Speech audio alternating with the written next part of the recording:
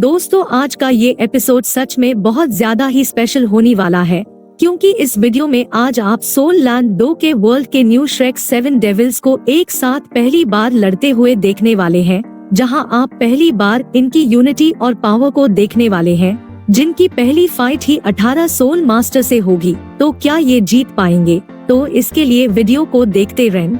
और सबको पता होना चाहिए कि मैं अपने चैनल में हर शाम को 6 बजे सोल लैंड 2 के नॉवल वीडियो अपलोड करता हूं, और अगर आपने इस नॉवल सीरीज को शुरू से नहीं देखा है तो डिस्क्रिप्शन में उसकी लिंक है। आप सभी एपिसोड को फ्री में देख सकते हैं। तो एक बार आपको मेरे कहने पर ट्राई करना चाहिए और ज्यादा टाइम को वेस्ट ना करते हुए बढ़ते इस वीडियो की तरफ। जैसा कि लास्ट पार्ट में आपने देखा था, श्रेक एकेडमी का को पीपल टूर्नामेंट शुरू हो गया था और इस टूर्नामेंट की गाइडलाइन मास्टर जोएनशी के द्वारा सेट की गई थी, जिसमें सभी को पूरी तरीके से आजादी है, जिसमें कोई भी बैटल रूल्स नहीं है, इसलिए कोई भी किसी के साथ टीम बना सकता है और आखिर में जो 7 बचेंगे वही विनर्स होंगे। अब इस वीडियो के स्टार्टिंग में हम दाई हुआ बिन को देखते हैं, जहां वह अपनी साथियों से कहता है, सभी लोग मेरे साथ टीम अप कर लो, जिससे कि हम 4 स्पिरिट रिंग्स वाले सीनियर्स को रास्ते से हटा सकें। यह सुनकर इनके साथी कहते हैं कि यह बढ़िया आइडिया है, वरना हम सभी ही खतरे में आ जाएंगे। जिसके बाद ये सभी टीम अप कर लेते हैं। इधर इस चीज को देख के जियाओ जियाओ कहती है, हम सभी ही टारगेट बन गए हैं। तो इस पर बेबे कहता है, हम 7 के खिलाफ 18 लोग, ये काफी इंटरेस्टिंग होगा। और फिर बेबे अपनी एबिलिटी यूज करते हुए कहता है, जू संशी, मेरे लिटिल ब्रदर हुआ युहाओं का ध्यान रखना, क्योंकि आज मैं यहाँ पर सभी को ब्लू लाइट ड्रैगन क्लैन की पावर को दिखाने वाला हूँ। तो इस पर जू संशी कहता है, बेबे मेरे बिना तुम कुछ भी नहीं कर सकते हो और तुम आगे जा सकते हो, यहाँ की चीजें मुझ पर छोड़ दो। और वैसे भी मुझे भी इनको अपनी नंबर 1 डिफेंस स्पिरिट एजेंट दिखाने की जरूरत है, और तो और मुझे जियांग ननन का भी ध्यान रखने की जरूरत है। यह सुनकर जियांग ननन कहती है, जू संशी मुझसे दूर रहो, मुझे तुम्हारी प्रोटेक्शन की कोई जरूरत नहीं है, मैं बेबे की मदद करने के लिए आगे जा रही हूँ। तो जू संशी कहता है, जियांग ननन तुम बेबे को फॉलो क्यों कर रही हो? इस पर वोंगडोंग कहता है, सीनियर्स अपनी चाल चलने वाले हैं, तो फिर हम पीछे कैसे रह सकते हैं? तो इस पर जियाओ जियाओ कहती है, हमें हुआ युवाओं की कैलकुलेशन के हिसाब से टीम वर्क करना होगा। और तभी हुआ युवाओं कहता है, चलो चल के इन सभी को हराते हैं। इस तरफ दाई हुआ बिन कहता है, सभी लोग अपने फ्रेंड्स को इकट्ठा कर लो, क्योंकि हमें जल्द से जल्द 4 स्पिरिट रिंग वाले सीनियर्स को रास्ते से हटाना होगा। हमारे पास बस नंबर्स के ही एडवांटेज है, इसलिए हम उन 7 को हरा सकते हैं। और तभी एक बंदा कहता है, बिल्कुल सही कहा तूने, मेरे साथ आओ बेबे को हराने के लिए। और तभी जू संशी कहता है, ये सभी हरामखोर एक साथ मिलकर बढ़िया काम कर रहे हैं, जिससे कि मैं इन सभी को बारी बारी से पीटने की परेशानी से बच जाऊंगा। इस पर बेबे भी कहता है, आ जाओ, तुम लोगों को आज समझ में आ जाएगा कि बैटल नंबर्स पर बिल्कुल भी डिपेंड नहीं करती है।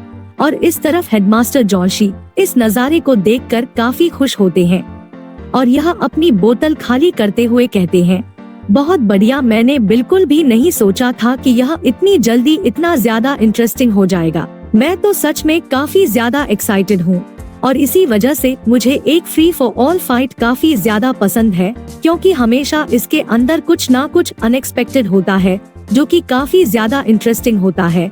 और यहाँ तक कि इस वजह से मेरी दारू भी ज्यादा स्वादिष्ट हो गई है। और तभी जियांग ननन काफी खुश होते हुए हुआ युहाव से कहती है, हुआ युहाव, क्या यही तुम्हारी स्पिरिट एबिलिटी है? यह तो सच में काफी अमेजिंग है और अब कोई हैरानी नहीं हो रही है कि तुम्हें क्यों स्ट्रैटेजी का इंचार्ज बनाया गया है। यह चीज सच में तुम्हारे लिए एकदम परफेक्ट है। चलो साथ मिलकर कड़ी मेहनत करते हैं, और प्लीज मेरा भी ध्यान रखना। और इस चीज को सुनकर हुआ युवाओं काफी चौंक जाता है और यह हंसते हुए कहता है, थैंक यू जियांग ननन सिस्टर, आप सच में काफी काइंड है। और हुआ युवाओं मन ही मन खुश होते हुए कहता है, ये कितनी बढ़िया बात है कि सीनियर जियांग ननन जैसी एक ब्यूटी मेरी तरफ देख के स्माइल कर रही है।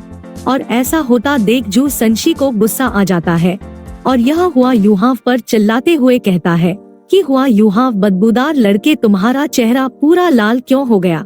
और जियांग ननन ने मेरी तरफ कभी भी इस तरह से स्माइल नहीं किया और हुआ युहाओं के इतने ज्यादा पॉपुलर होने की वजह से वोंगडोंग को काफी जेलसी फील हो रही होती है। और तभी जियाओ जियाओ का ध्यान केतु के ऊपर जाता है और यह इसे देखकर मन में कहती है कि यह कितना ज्यादा लंबा है और यह कितना बड़ा भी है और इसके हाथ भी कितने बड़े हैं जिनसे इसने थोड़ी देर पहले मुझे पकड़ा था। और जियाओ जियाओ को इस तरीके से देखते हुए केतु भी देख लेता है तो इस पर जियाओ जियाओ कहती है, हाय मैं हुआ युवाओं की क्लासमेट हूँ और मेरा नाम जियाओ जियाओ है, प्लीज आप मेरा ध्यान रखना। और इस चीज को सुनकर केतु के मन में लड्डू फूटने लगते हैं और यह मन में कहता है इसकी आवाज कितनी ज्यादा प्यारी है और तो और यह छोटी और कितनी ज्यादा क्यूट है और इससे तो मुझे ज़ख्म भर देने जैसी फीलिंग आ रही है।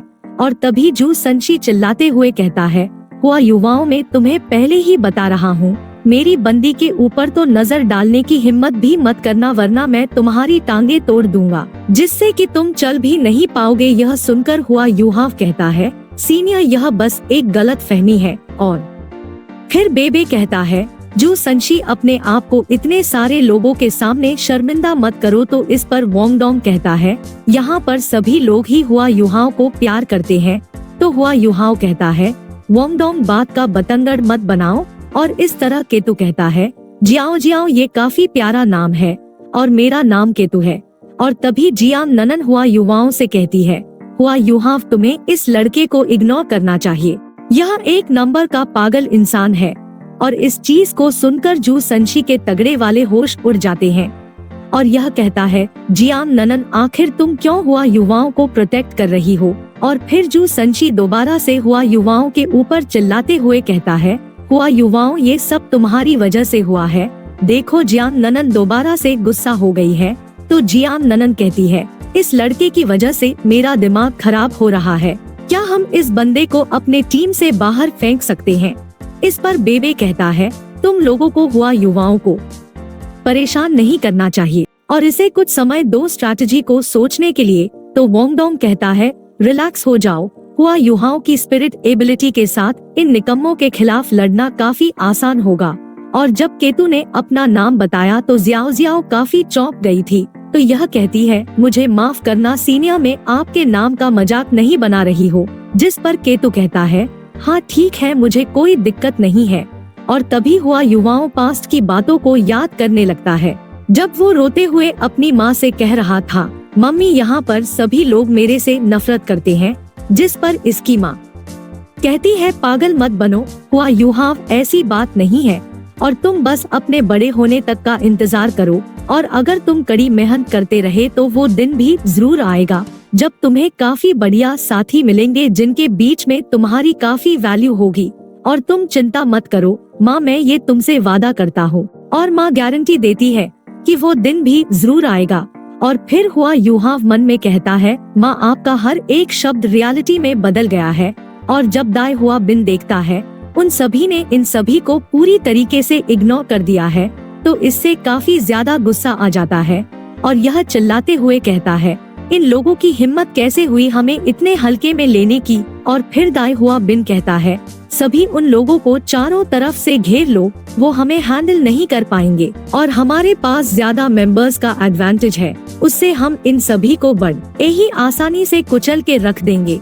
इधर बेबे भी कहता है, वो लोग आ रहे हैं, चलो हम भी चलते हैं। हुआ युहाव, बैटल का प्लान तुम पर है। इस पर हुआ युहाव कॉन्फिडेंटली इस चीज के लिए हाँ कहता है क्योंकि इसने पहले ही सारी स्ट्रैटेजी के बारे में सोच लिया था। और तभी बेबे एक बंदे पर अटैक करते हुए कहता है, उन लोगों को छोड़ दो जो मुझ पर अटैक करने के लिए आ रहे थे। और तभी एक बंदा बेबे के पीछे से अटैक करते हुए कहता है, तुम तो काफी बड़ी बड़ी बातें करते हो जबकि तुम्हारे पास तो 3 से 6 हाथ भी नहीं है और अब तुम मरने वाले हो। और वहीं बेबे किसी और ही बंदे को धो रहा था। वो बंदा इस बंदे को ऐसे अटैक करता देख खुश होते हुए कहता है, बहुत अच्छे, बिल्कुल इस तरीके से इन्हें घेर लो। और पीछे वाले बंदे का अटैक बेबे को लगने वाला ही होता है।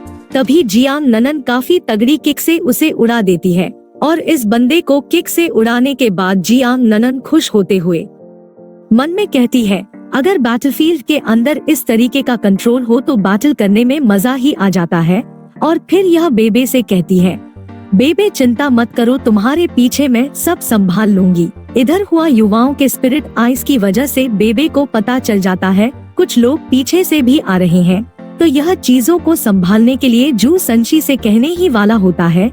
तभी जू संशी बीच में गुस्से से चिल्लाते हुए कहता है, तुम्हें अपना मुंह खोलने की कोई जरूरत नहीं है।